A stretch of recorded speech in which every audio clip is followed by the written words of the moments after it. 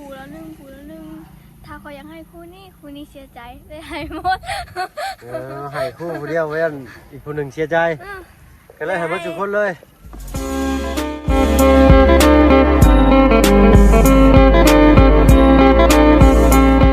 บ้านทรายสวัสดีล่ะเอาเสื้อนักเขียนไปทิ่มเหมือนฉันนะไปซักเด้อเพื่อนแทนนะเบิ่งเสื้อนักเขียนมือแรกดูเป็นอะไรฮะอ้าวคือว่ายังจุดหนึ่งยังมืออื่นเซ็งมากันแล้วเซ็งมืออื่นเซ็งนี่แล้วอะไรกันจังชีซักกันเนาะไพ่เซ็งซ่ากับหมูมือนี่สรุปน้องเซ็งตอนแรกนะค่อยเซ็งตอนเศร้านะเล่า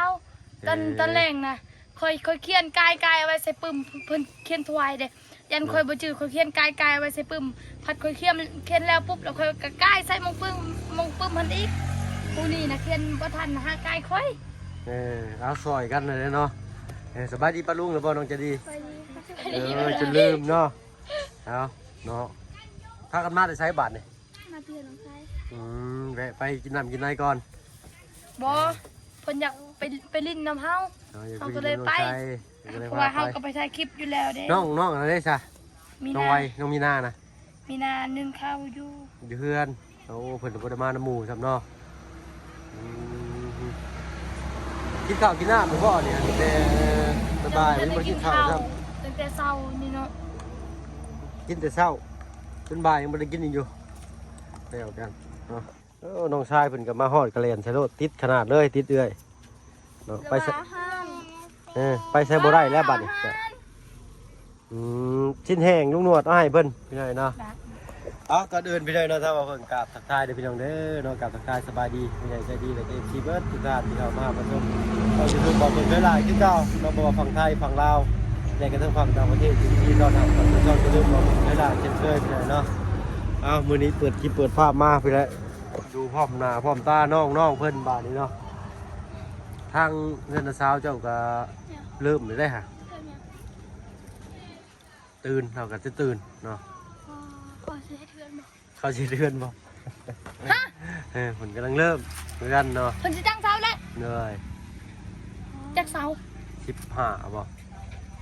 15เหนื่อยทางลุงเฮิมเพิ่นใช้ย่างไปเบิ่งอยู่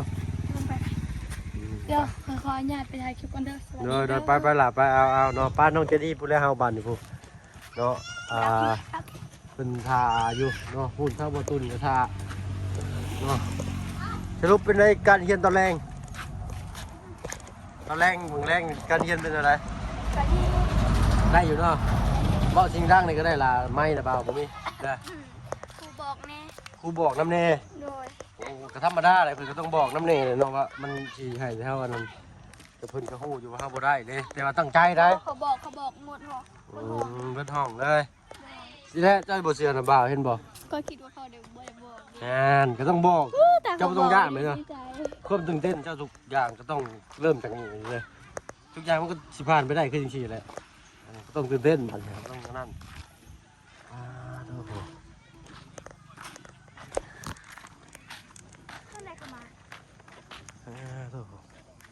คุดคอยเพิ่นบ่จะคุมดินแข็งใช่ไหมมือเขาเขียนจนเป็นอันนี้ตื่นเต้นแห้งเขียนจนมือเงาะไปหน่อยนะมือนี้แล้วไปเบิ่งป้าเชิญชายบ้านช่องจะพุ่นละมียังขาดเรือเดี๋ยวไปเบิ่งป้าแต่ว่าบ่าวจะได้เมื่อมันนี่ใช่ไหมจักนี่เมื่อไว้จ้ะเมื่อแล้วอะลายมึงยังไม่ได้เมื่อบ้านมาช่องอยู่เมื่อนี่บอกมืออื่นจ้าน่าจะมือฟังเบิ่งเพราะว่าทางบ่าวยังโมเน่คันว่าจะคันเมื่ออะไรจากเมื่อนี่แล้วนะบ่าวก็เลยบอกจะปากออกมาถูกบางนี่ห้อยรถใหญ่เป็นเหยียบไปผู้ทางบ่าวตูนทางบ่าวไปช่างถ่าอยู่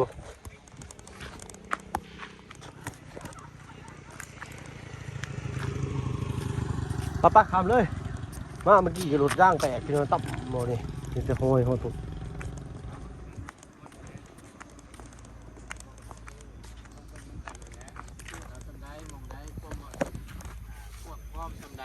มาแล้วพานักเรียนดีเด่นมาแล้วอันนี้นักเรียนดีเด่นพอจะได้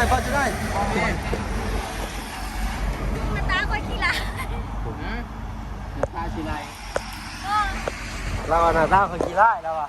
ทางสิได้ไปอยู่คนมันแดดแล้วเราว่าเพื่อนมาอยู่ผมเดี๋ยวมา นี่เขาบ่มไปแล้ว สบายดีเนาะ ไปดีเพราะเดี๋ยวว่ามันคือดำแท้ประเด็นมืดได้เป็นสะท้อนอยู่คนพี่เป็นอะไรตามก่อนได้บาท ถามมึงอยู่อ่ะ เอาสักหน่อย เรายังตื่นเต้นเรายังชันอยู่ชันไม่ได้เป็นชันตื่นเต้นในชันหิวข้าวมันกินแต่เช้า ว่าเอ้าบริถึกคือ กินข้าวแต่เช้าว่าพิษขอโทษขออภัยพี่หน่อยเนาะ มืด เออกินข้าวอยู่นะครับ มืดแท้บอกเพิ่งละมาพี่นั่งมันก็จะว่าตากแดดทอดแค่บาทนี่ดูตัวนี่คาบออกมาผูกนี่โอเคเดี๋ยวบาทนี่เราเบาสิทำไปตั้งแต่เช้านั่นกินข้าวจักเทื่อเดียวตอนเที่ยงนะ เขากับและก่อนเขาเลิกก็กินอยู่ ตอนเดิกนั่นกินอยู่ กินด้วย กินน้อยหนึง เพราะมันบ่มีเลย มันโอเคอาจารย์โอเคเป็นอะไรมือแรกแข่งมานในการไปเซ็ง ได้ คะแนน ยังบ่พูด ยังโอ้โห อื่นเพิ่นว่า ต้องเป็นมืออื่น เซ็ง2 มือจบเลย จบ มือน่ะมันจบมือนี่นี่ยังบ่ทันหู้หรอกเนาะคะแนนที่ออกมาแบบใดก็ได้ ถ้านั่นถ้ามังหาขึ้นมักซี่บ่ขึ้นอย่าง แต่ได้บางหาเลยมันได้ขึ้นแต่มา ขึ้น ว่ายังไงขันต่ำเนี่ยแม่นบางหามันได้ขึ้นห้องคือบอกแต่ว่าลดลงมาต่ำกว่าบางหานี่มันบ่ได้ขึ้น ตกเกต ตกเกต ได้อยู่ดอก เอาเป็นกำลังใจให้สู้ๆเด้อเราเบ้าเชื่อว่าตัวเฮ็ดได้ ได้ดิได้ละผ่านเลย เขียน นี่ ไว้ ล่ะ พูดเขียนแล้วครูบอกตัวนี้ อืม บ่ฮอด1 นาทีลึบ อืม เขียนเฮา แน่น เบิ่ อง น เขียน นะ เอา เพิ่น ทรายเนี่ยแบบนี้และเขียนบ่ มา ทัน เขียน 1 ซ่า ให้เขียนไว้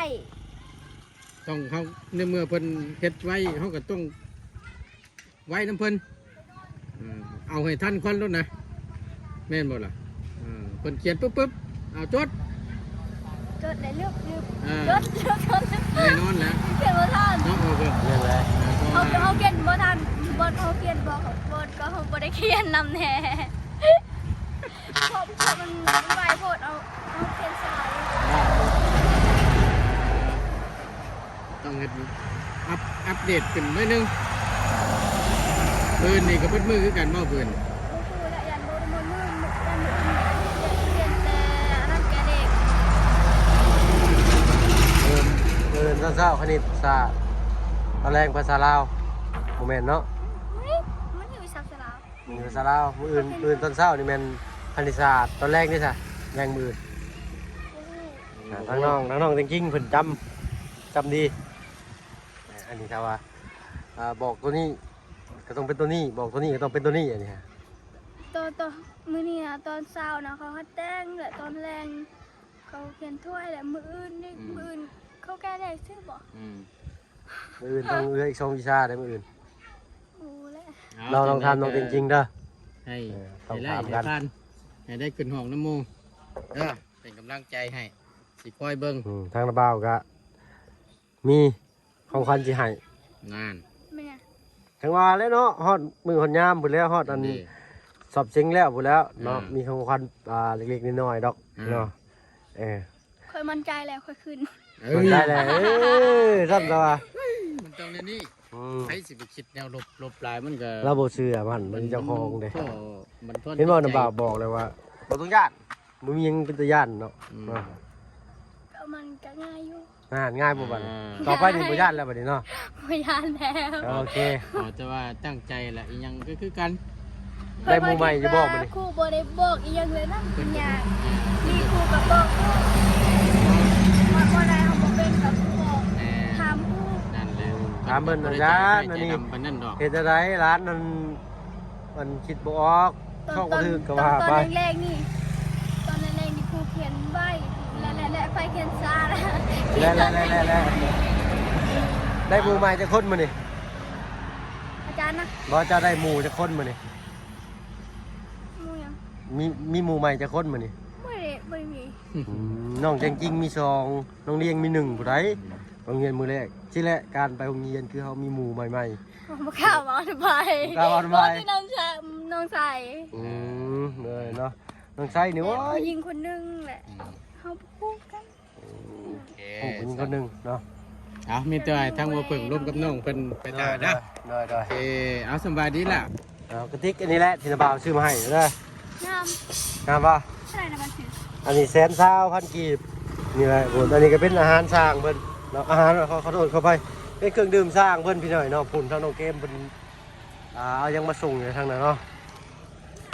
เวลาสร้างเพิ่นใช้แล้วยามมื้อแรงสร้างเพิ่นยังบ่เก็บไว้เจ้าก็เก็บไปล้างเด้อ น้อย เก็บไปล้างกันเจ้าบ่ใส่น้ำใส่หยังเจ้าก็เอามากวบไว้เอาฟ้าหนอกหรือกวบไว้มื้ออื่นมาแล้วบางเทื่อสร้างเพิ่นถือน้ำแข็งมาใส่จะบ่เนาะนั่นละยามมื้อแรงคันบ่มีหยังอยู่นี่มันน้ำแข็งบ่เหลือก็ไปล้าง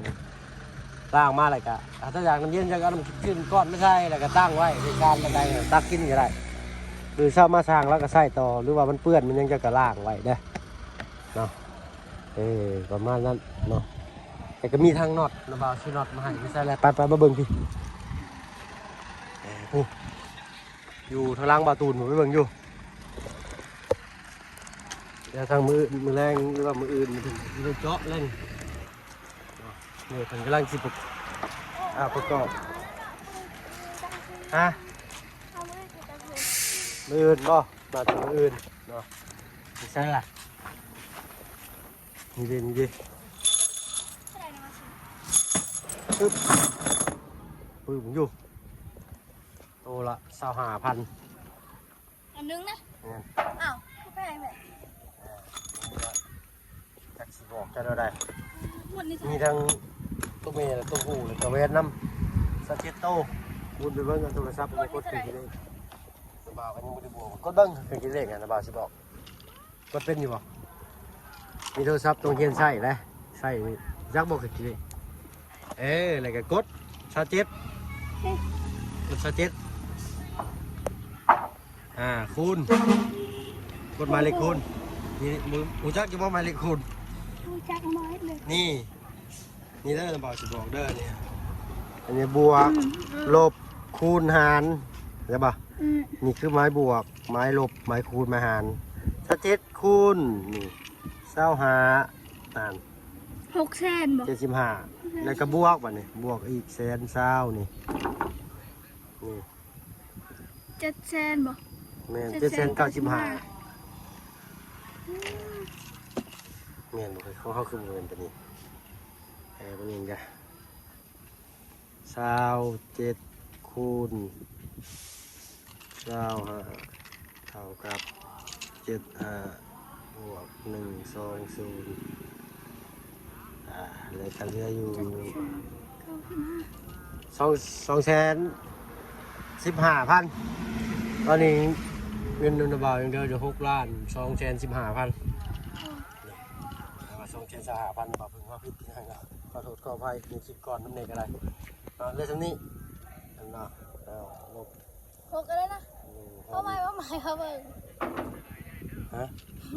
อย่างนี้6เท่าไหร่ 6 ล้าน 6 ล้าน 225,000นี่นะ27เนาะคูณ25เท่ากับ เขาไม่ไป บวก120เท่ากับ9ถึงได้ลบเลยนะ95คือเลย225,000กับ8เหลืออยู่215,000เนี่ย6,215,000นู่นนะบ่าวเนาะ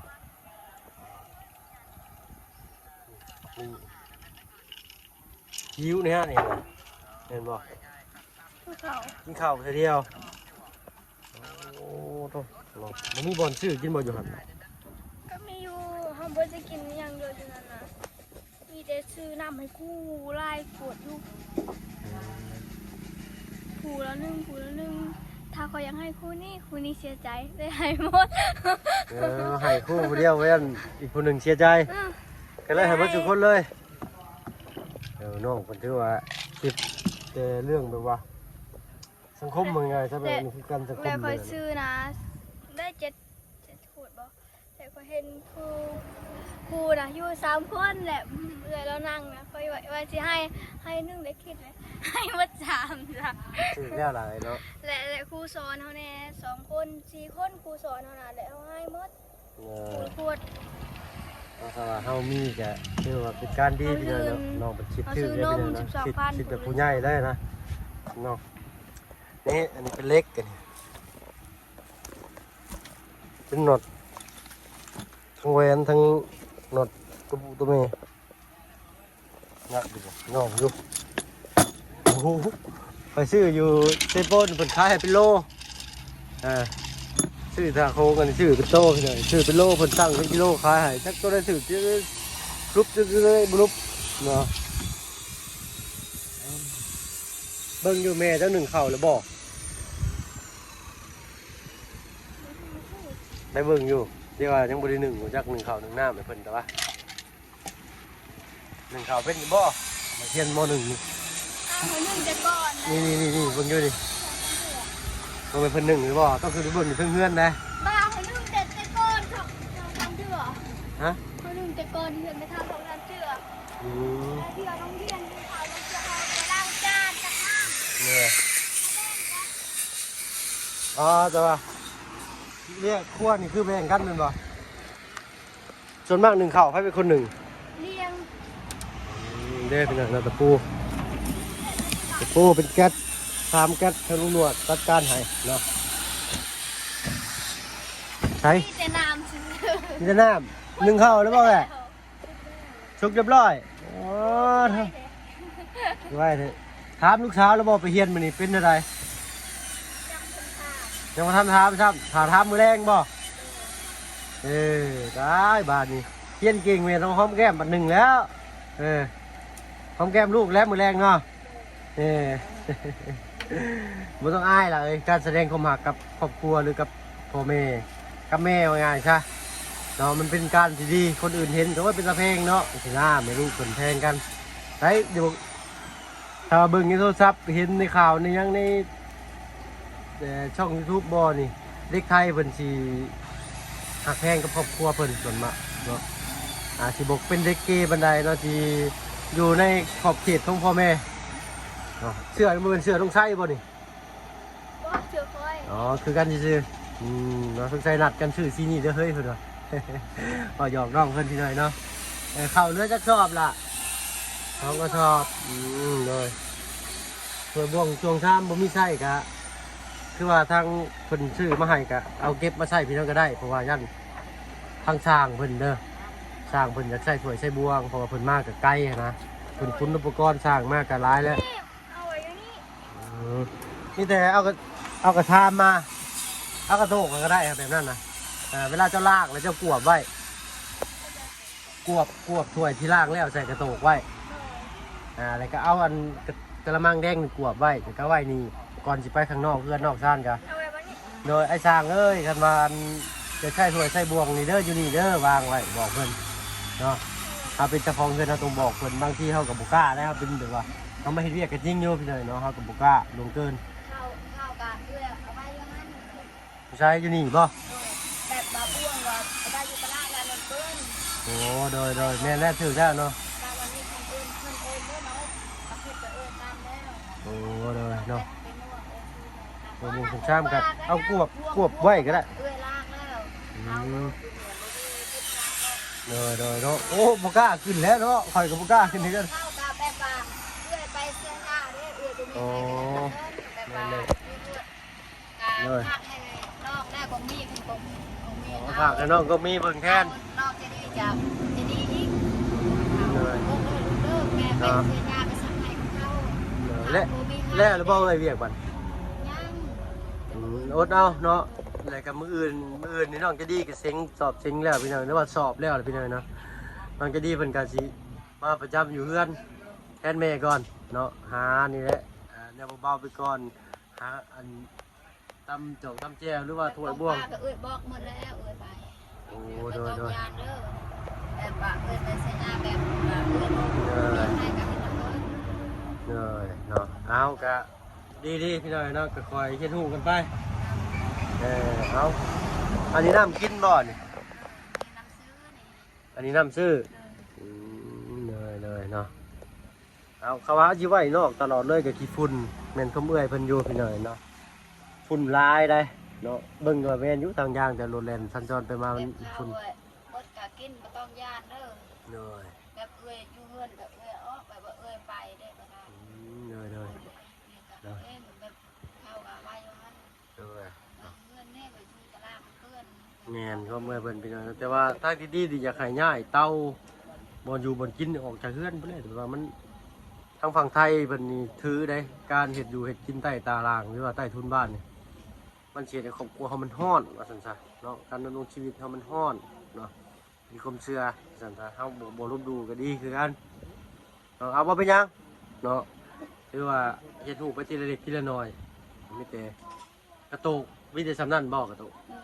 เจ้ากระโตกนี่ก็เหลือแต่ สองอันนี่ก็ พาหมอนี่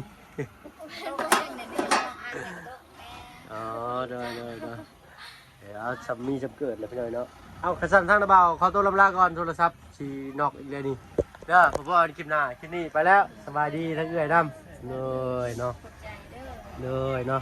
ป้าพี่น้อยเนาะถ้ามาเพิ่งกันอยู่ขอตัวลำลาก่อนพี่น้อยเนาะพ่อคลิปหน้าเด้อเนาะผู้ฟ้ามืดมาเลย